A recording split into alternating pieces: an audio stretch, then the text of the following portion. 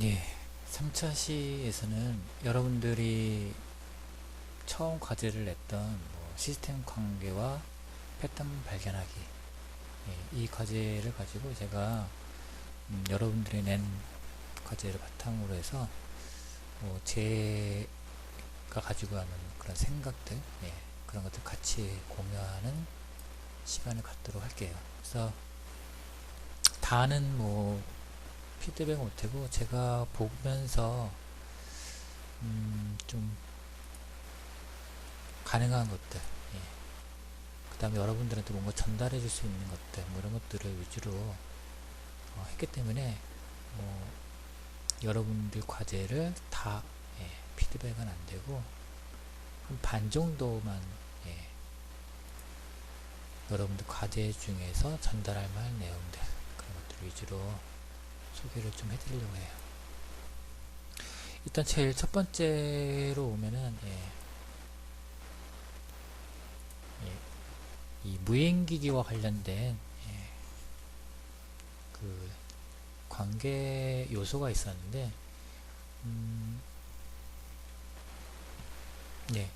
지금 보면은 이 무인기기가 현재 많이 늘어나고 있죠.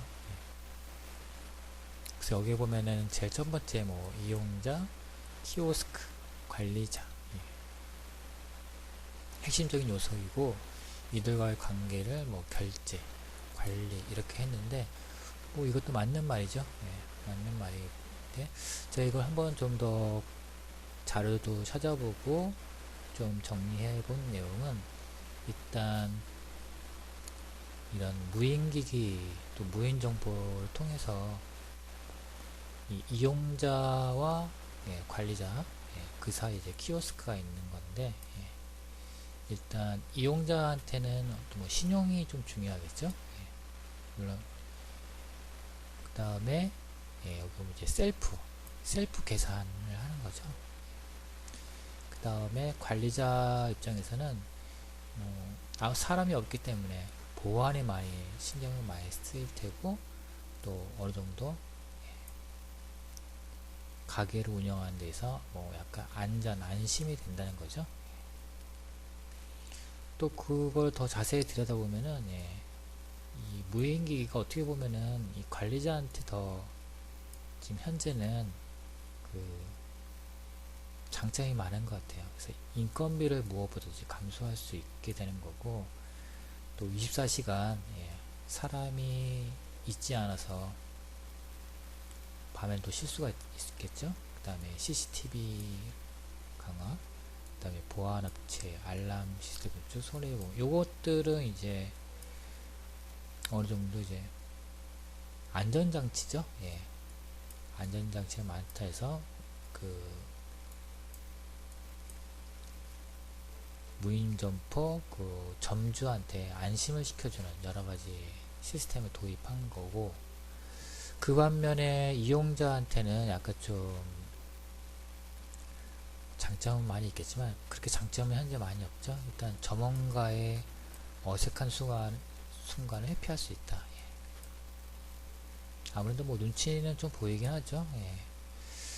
그 다음에 스스로 계산하는 셀프 계산, 이렇게 나오겠죠.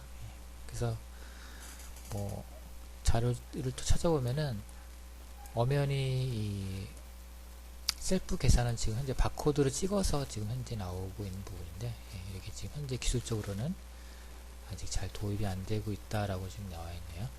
그래서 제가 지금처럼 결제 관리 이 부분도 있지만은, 이걸 좀 더 크게 제가 한번 생각을 해본 거는 신용과 그 다음에 스스로 셀프, 그 다음에 점주한테는 보안과 세이프, 이런 식으로 한번 나눠봤고요.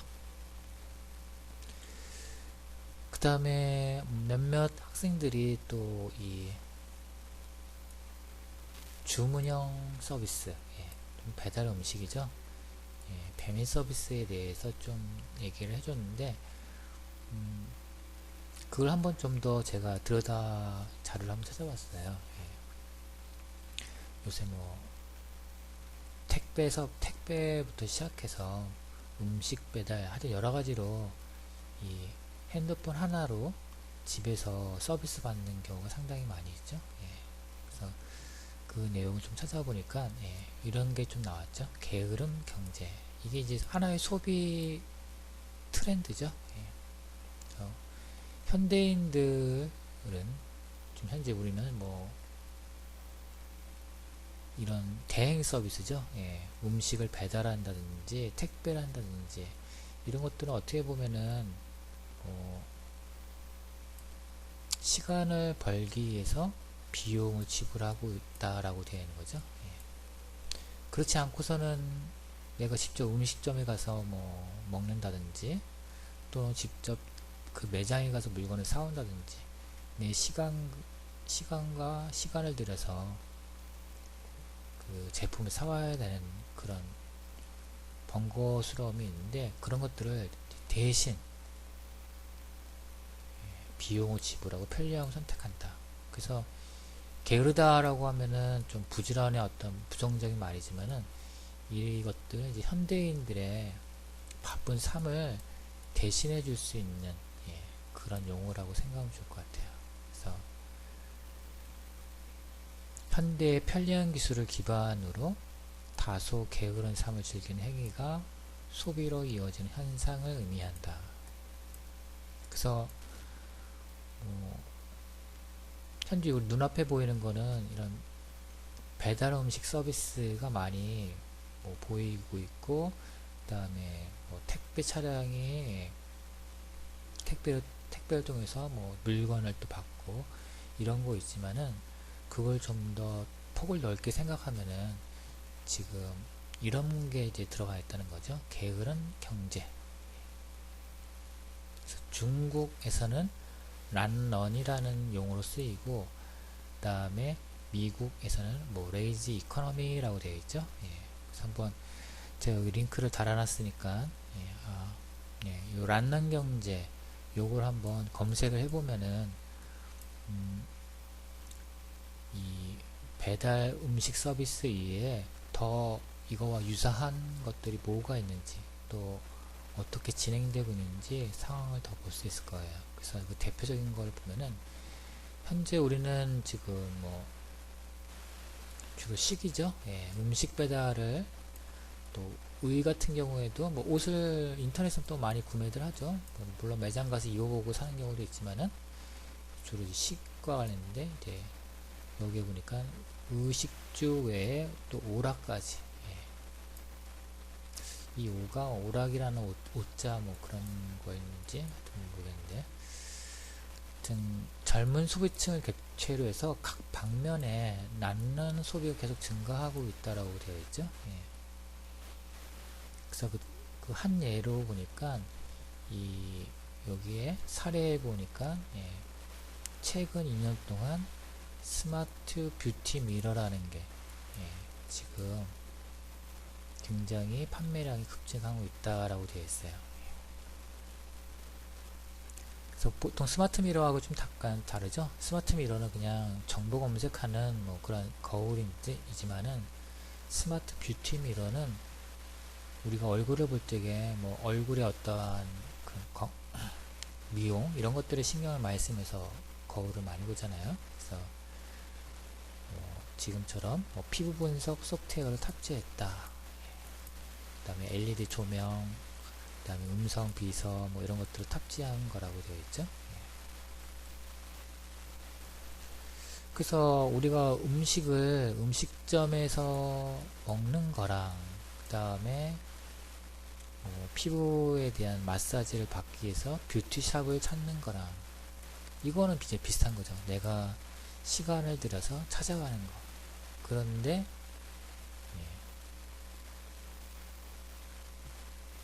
이런 편리한 기술을 기반으로 해서 직접 가지 않고 다소 게으른 삶을 즐기는 행위, 이런 것이 소비로 이어진다. 이렇게 이어지는 거죠.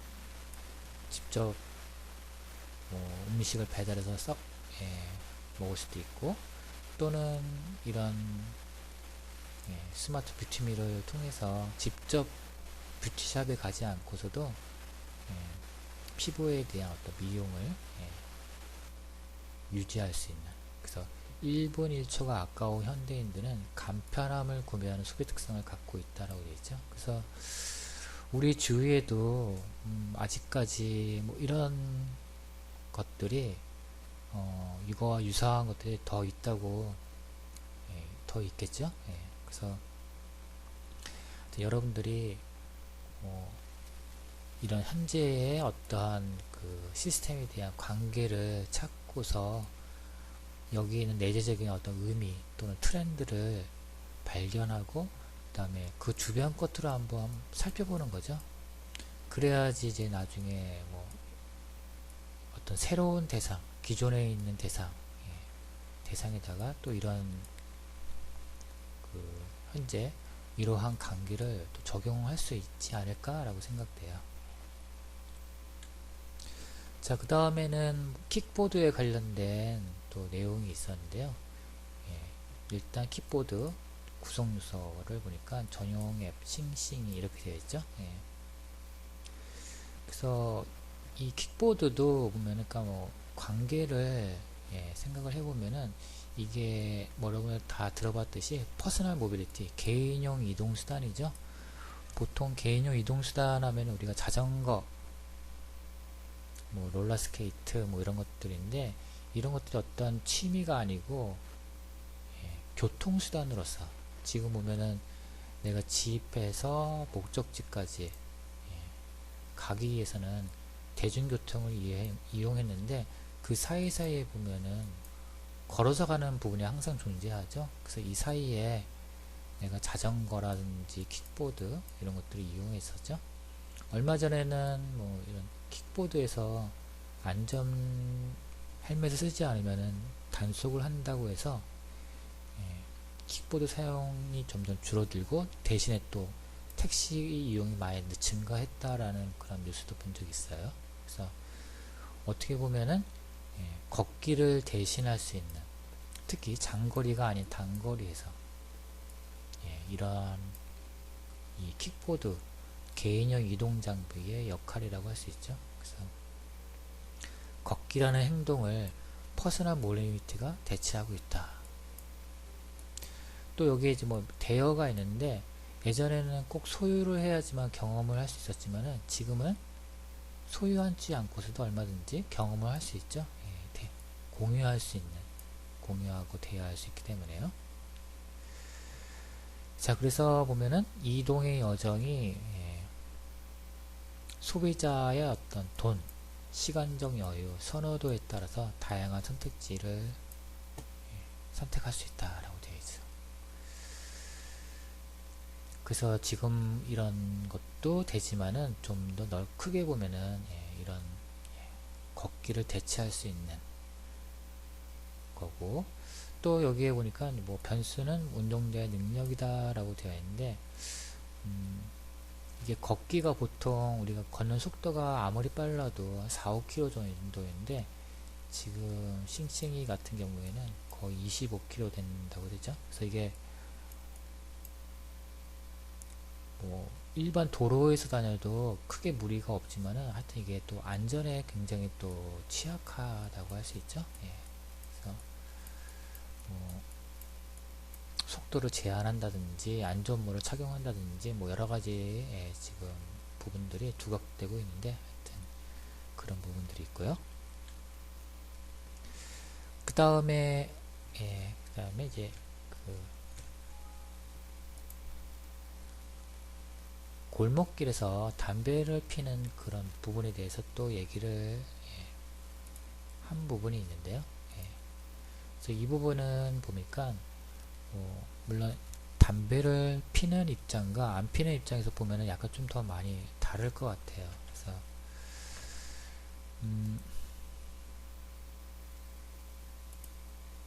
그래서 담배 피는 사람들이 뭐 예전에는 그냥 일반 도로에서 아무 공간에서 피고 했었는데 이제 간접 흡연이라는 부분이 부각돼서 이제 금연구역이 많이 생겼죠. 그리고 이제 거의 모든 건물들이 금연 빌딩으로 돼서 건물 안에서 담배 피는 것도 어렵게 됐고요. 그 다음에 일반 공공도로에서도 담배 피는 게 이제 금지가 되어 있죠. 그래서 뭐 아무래도 흡연자, 흡연자가 담배 피는 이유는 뭐 스트레스 완화고, 골목길을 찾는 거는 단속을 회피할 수 있고, 흡연이 가능한 구역이니까 몰래 필 수 있는 구역이라는 거죠. 그래서 이들 사이의 관계를 보면은 이제 회피, 하지만 좀 약간 불쾌하죠. 불쾌한 이유는 아무래도 뭐 담배에 보면은 세금이 많이 포함되어 있기 때문에 이렇게까지 해서 담배를 펴야 되나, 그런 약간 불쾌한 기분도 들고, 그 다음에 환경이 그렇게 쾌적하지가 않죠. 여기 보면 이제 쓰레기 봉투가 많이, 쓰레기가 아니고 담배꽁초죠. 그래서 이런 좀 약간 부정적인 관계가 유지되는데, 여기다가 지금 재떨이 정도만 좀 구비를 해주면은 이게 이제 여기서 정식으로 담배를 펴도 되는구나 라고 그런 생각으로 이렇게 안심과 청결이 된다는 관계가 바뀔 수 있다는 거죠. 그래서 요새 보면은 지금 이렇게 보고 있듯이 이 담배 피는 공간에 지금 재떨이, 담배를 버릴 수 있는 재떨이 휴지통이 조금씩 늘어나고 있고, 그 다음에 주변에서도 마찬가지로 그 담배 필 수 있는 그 흡연 공간이죠. 그게 조금씩 많이 생기고 있는 거죠.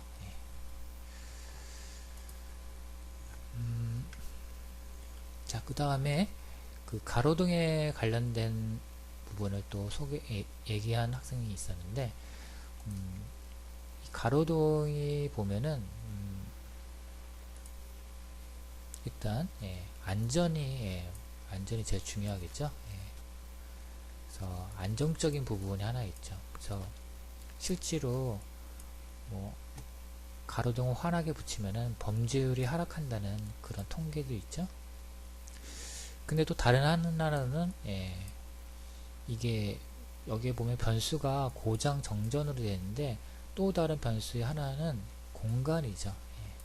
이게 주거지역의 골목길이냐 아니면은 뭐 일반 차가 지나다니는 도로냐, 그거에 따라서 좀 약간 변수가 생기죠. 그래서 주거지역으로 이런 가로등 같은 경우에는 지금처럼 이런 빛공해로 인해서 수면장애를 겪는 거죠. 그래서 야간에도 보면은 뭐 간판 불빛이라든지 가로등빛들, 이 빛으로 인해서 수면을 제대로 취하지 못하는 사람들이 꽤 많죠. 그래서 이 가로등이 지금처럼 요 두 가지 안전하지만은 이런 부분들이 존재하고 있고, 그래서 이 빛공해를 약간 방지하기 위해서 또 조명에 관련된 기술들이 또 개발이 되고 있는 걸로 알고 있어요.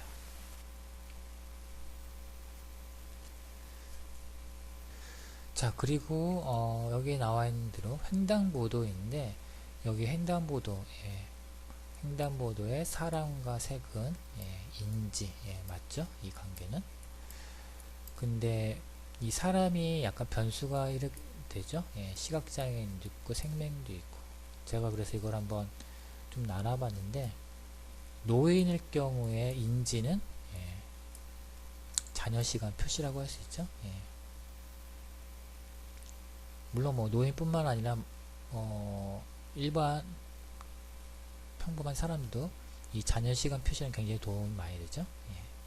그 다음 시각장애인 같은 경우에는 색을 못 보기 때문에 소리를 통해서 이제 인지를 할 수 있고, 그 다음에 약간 좀 문제가 되는 스몬비, 핸드폰을 보는 사람들 같은 경우에는 이제 이런 것들이 이제 바닥 사인으로 간다는 거죠. 그 다음에 이제 보행자가 위주로 되어 있는 거고, 만약에 이게 운전자일 경우에는 이건 이제 중국에 있는 사례인데, 아예 그냥 그 신호등을 세워둘 수 있는 폴에다가 지금 이런 식으로 인지성을 아주 강화시키기 위해서 이렇게 폴 전체에 불빛을 비추고 있죠. 그래서 보행자에 따라서 인지하는 그런 요소들이 약간 달라질 수 있다는 부분이고요. 그 다음에 또 자전거와 관련된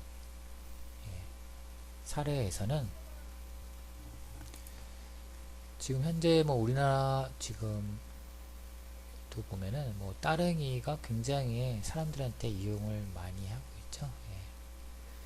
그래서 지금 보면은 이 자전거 이용자는 굉장히 늘어나고 있는 반면에 보통 그 자전거를 이용하는 그런 요소들, 핵심적인 요소는 많이 좀 부족하죠. 일단 제일 부족한 건 자전거 도로가 부족하고, 그 다음에 자전거 도로, 자전거 타보면 알 수도 있듯이 도로가 단절된 부분이 참 많이 있어요. 그 다음에 또 협소하다는 거, 또는 또 인도와 같이 혼합되어 있는 경우도 있고, 그래서 자전거 도로가 많이 부족하죠. 또 지금 보는 것처럼 자전거와 관련된 신호 체계도 좀 많이 부족하죠. 그래서 교차로에서, 특히 이런 교차로에서 이 좌회전하는 이때 많이 사고가 많이 일어나고 있죠. 그래서 또 그와 함께 자전거를 보관할 수 있는 장소, 물론 따릉이 같은 경우에는 따릉이 보관소에다 하면 되지만은 그 외에 자전거를 이용한 사람 같은 경우에는 보관소가 그렇게 많지가 않죠. 그래서 이런 모든 것들이 이 자전거가 하나의 어떠한 교통수단이고, 그 다음에 안전하고 안심할 수 있게끔 자전거 인프라가 좀 많이 좀 구축이 돼야겠죠. 그래서 인프라가 잘 되어 있는 나라를 살펴보니까 지금 보고 있는 사진은 중국이 아니고 네덜란드죠.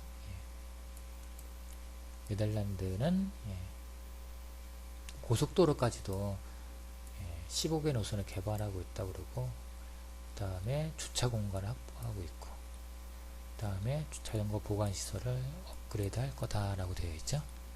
심지어는 자전거를 이용하는 직장인들을 위해서 샤워 시설까지 갖추기를 권장하고 있다고 그러죠. 그래서 우리가 자전거와 관련된 시스템을 좀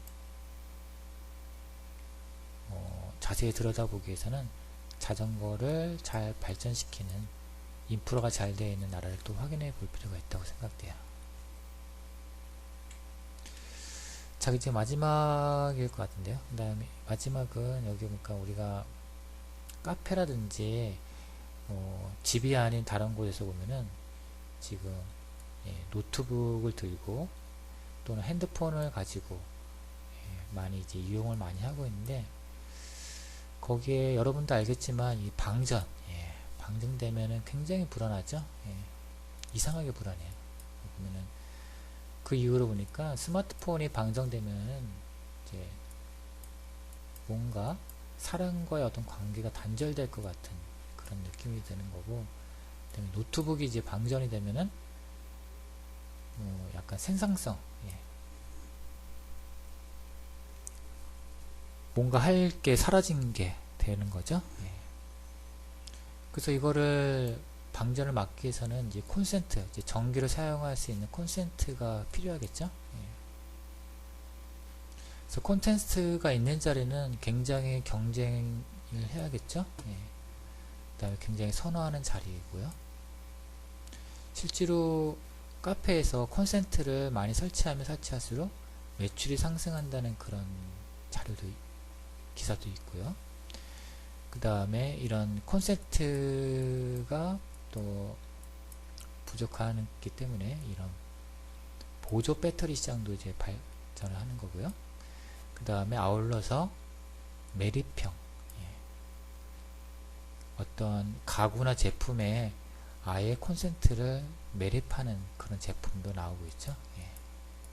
그래서 이런 것들을 통틀어서 보니까 방정되면은 불안하고, 그 다음에 어느 정도 전기가 충전되어 있으면은 안심할 수 있고, 이런 관계가 형성된다고 볼 수 있죠. 자, 그래서 여러분들 과제를 제가 한번 다는 아니고 한 몇 가지만 가지고 소개를 해드렸는데요. 그래서 나중에 또 여러분들 과제를 올리면은 제가 거기에 맞춰가지고 여러분들이 올린 생각을 바탕으로 해서 저는 좀 그거보다 좀 더 여러분 생각을 에다가 자료나 이런 걸 찾아보고 더 보충해 줄 수 있는 게 보충해 줄 수 있는 내용들, 그런 것들을 과제 피드백을 해 드리도록 할게요.